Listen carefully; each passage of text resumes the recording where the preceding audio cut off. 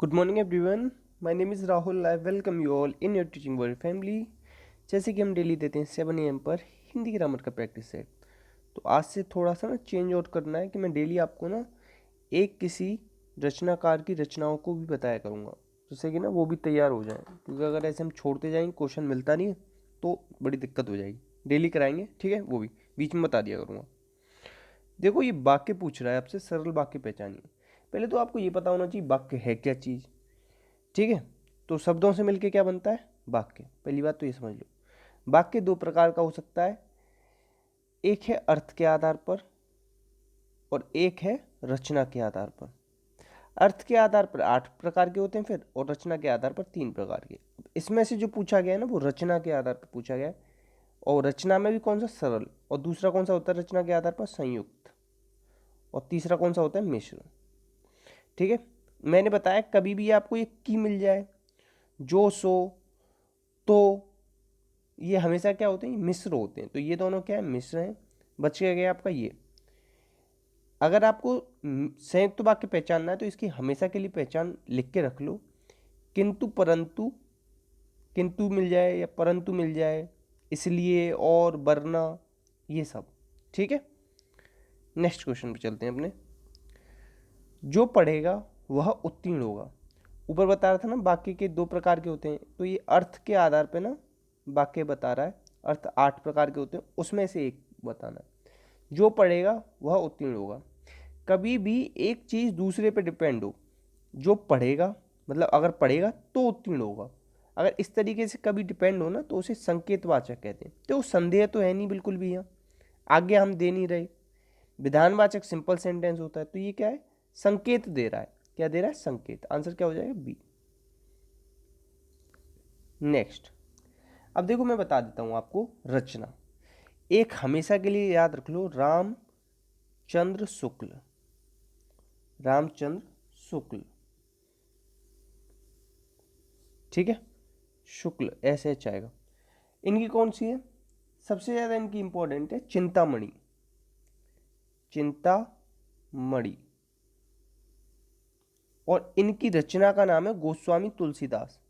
इन्होंने रचना करी इस नाम से, गोस्वामी तुलसीदास। ठीक है, इसे याद रख लेना। और इसकी याद रखना चाहो आप तो 11 वर्ष का वनवास, ठीक है। और इन्होंने ही हिंदी साहित्य को व्यवस्थित रूप दिया था। किसने? रामचंद्र शुक्ल ने।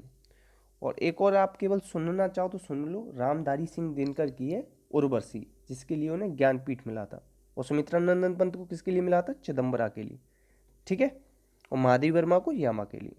तो इन चीज़ों को तो आप भूल नहीं सकते। नेक्स्ट क्वेश्चन, इसमें से कौन सा जातिवाचक संज्ञा है? संज्ञा बतानी है। संज्ञा उत्पत्ति के आधार पर 3 प्रकार की होती है, अर्थ के आधार पर 5 प्रकार की होती है। उसी में से एक बतानी है जातिवाचक कौन सी होती है, कौन सी है, सॉरी। तो देखो, ममता। देखो, अगर कभी पहचान ना पाओ, कभी किसी के पीछे ता आ जाए ना, तो 99% वो क्या होगा? भाववाचक संज्ञा होती है। तो ममता में आ रहा है, वीरता में आ रहा है। और ऐश्वर्य से बनता है ऐश्वर्या। ऐश्वर्या राय है ना, तो वो ऐश्वर्य से बनता है। ऐश्वर्य क्या है? भाव है। ममता भाव है, वीरता भाव है। अब देखो, इसका मतलब पता होना चाहिए आपको। बंधु क्या हो? बंधु का मतलब होता है मित्र। कभी कहते हैं ना, और बंधु क्या हाल, इस तरीके से बोलते हैं हम लोगों के, ठीक है। इसका मतलब होता है मित्र। और मित्र क्या है? मित्र तो कुछ भी हो सकता है, जाति है मित्र, ठीक है। इस चीज को याद रखना। आंसर क्या हो जाएगा आपका? सी। नेक्स्ट, अभीष्ट। इसका संधि विच्छेद बताना है।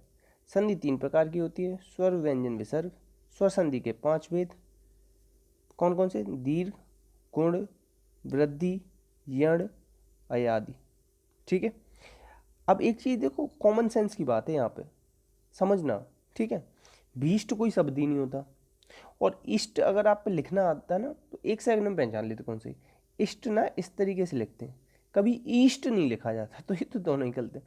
तो एक सेकंड में आपने बता देंगे कि अभीष्ट इस तरीके से लिखा जाएगा। अब देखो, एक चीज और पूछ सकता है कि इस वाले में कौन सी संधि है। संधि का नाम पूछ लिया आपसे, तो मैंने बताया आपको बड़ी ई, बड़ा आ या बड़ा ऊ। ये अगर कहीं मिल जाए, तो इसमें मिल रहा है ना बड़ी ई। अभी, अभिष्ट में ये है ना बड़ी ई, ठीक है। तो ये क्या होता है? दीर्घ स्वर संधि। कौन सी संधि है इसके अंदर? दीर्घ स्वर संधि, ठीक है। नेक्स्ट, वार्षिक धन उत्सव, इसमें संधि विच्छेद बताना क्या हुआ। तो इसका ये तो होगा नहीं, और नीचे के तीनों सेम है, तो इसका आंसर हो जाएगा बी, सी और डी, तीनों वार्षिक उत्सव हो जाएगा।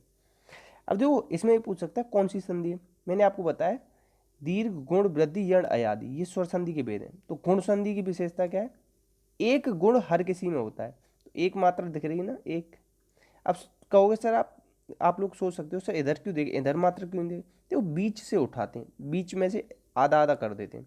वार्षिक धन उत्सव, तो ये वार्षिकोत्सव बन रहा है, ठीक है। तो एक मात्रा है, तो इसका क्या हो जाएगी संधि, गुण स्वर संधि।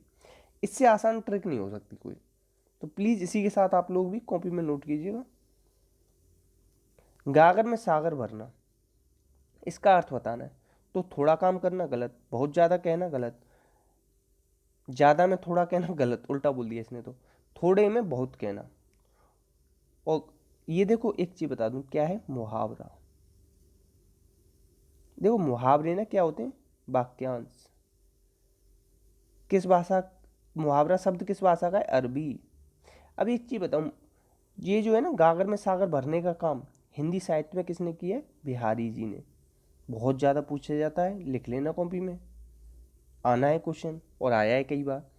एक क्वेश्चन फिर ये पूछा जाता है बिहारी जी किस काल के कवि हैं, तो ये है रीतिकाल के। कैसे याद करते, तो आखिरी का ही मैं उठा लेता हूँ री, तो इसी से रीतिकाल याद आ जाता है, ठीक है। इस तरीके से याद रख लेना। जितने क्वेश्चन बताएं, 3-4 क्वेश्चन हो गए ना। क्वेश्चन 10 लाते हैं हम, मगर उसके साथ बहुत सारे क्वेश्चन और बना देते हैं, तो 40-50 क्वेश्चन हो जाते हैं। घोड़े बेचकर सोने का अर्थ क्या है। देखो ये जो मुहावरे जितने भी होते हैं ना, इनके पीछे आता है ना, ये पहचानने की ट्रिक है। और एक चीज़ मैं आपको बताना चाहूँगा, ये जैसे घोड़े बेचकर सोना है, ये ऐसा ना रियलिटी में हो चुका है पहले। जो चीज़ हो जाती है ना, उसी के ऊपर फिर हम मुहावरा बना देते हैं। तो इसे कहते हैं निश्चिंत सोना, ठीक है। घोड़े बेचकर सोने का मतलब क्या है, निश्चिंत सोना। पहले ज़माने में क्या होता था ना, एक पुराने ज़माने की बात है कि घोड़ों का व्यापार होता था। तो घोड़े ना बहुत ज़्यादा महंगे होते थे, तो जो भी इनको बेचने वाले होते थे ना, जब तक वो बिक नहीं जाता था तब तक सोते नहीं थे। तो 1 दिन 2 दिन या 4 दिन 5 दिन जितने भी दिन लगते थे, जब तक बेच नहीं देते तब तक सोते नहीं थे। जब बिक जाते थे फिर वो निश्चिंत होकर सोते थे, ठीक है। तो इसीलिए कहते हैं घोड़े बेचकर सोना। तो इस तरीके से सारी जो जितने भी मुहावरे हैं ना, वो कहीं ना कहीं चीज़ों से रिलेट होते हैं, हो चुकी होती हैं वो चीज़ें लाइफ में। देखो अब इसे मिलाना है, चेहरे की हवाइयाँ उड़ना, इसका मतलब होगा डर जाना। दांत खट्टे करना, हराना। अक्ल का अंधा, ये तो मूर्ख होता है। कान भरना, चुगली करना। तो पहले का 3, दूसरे का 4, तीसरे का 1, चौथे का 2, इस तरीके से ही मिलाना। और अगर आपको न समझ में आए ना, तो एक आध मिला लेना, फिर इसमें चेक कर लेना कौन सा होता है। इस तरीके से भी आप लोग कर सकते हो, 3 4 1 2, पहला ही है, ठीक है। नेक्स्ट क्वेश्चन, बेखटके समस्त पद में कौन सा समास है। समास का विलोम होता है व्यास। पद की प्रधानता के आधार पर 4 प्रकार का होता है समास, अर्थ के आधार पर 6 प्रकार का होता है। देखो मैंने ना आज एक क्वेश्चन गलत किया समास का, बहुत ही बेसिक क्वेश्चन था, बड़ा बुरा लगा। क्वेश्चन था रणभूमि, हाँ रणभूमि था। तो मैंने पता क्या कर दिया इसका, मैंने कर दिया था रण की भूमि। उसमें तत्पुरुष समास के अंदर की दे रखे थे, मगर इसका क्या हुआ, रण के लिए भूमि। जैसे मैं आपको एग्जांपल दूं, विद्यालय, तो विद्या के लिए आलय। जैसे कहूँ रसोई घर, रसोई के लिए घर। तो ये ना के लिए संप्रदान तत्पुरुष होता है इन सब में, ठीक है। तो आप लोग भी याद रखेंगे। तो पता नहीं क्यों मेरा दिमाग कहाँ था, मगर मैंने गलत कर दिया, और उसी वजह से मेरा स्कोर कम हुआ उसमें।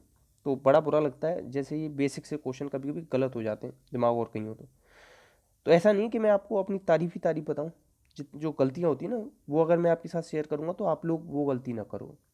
तो बेखटके, कभी ये बोल सकते हो आप बेखटकों, कभी सुना है, नहीं सुना होगा।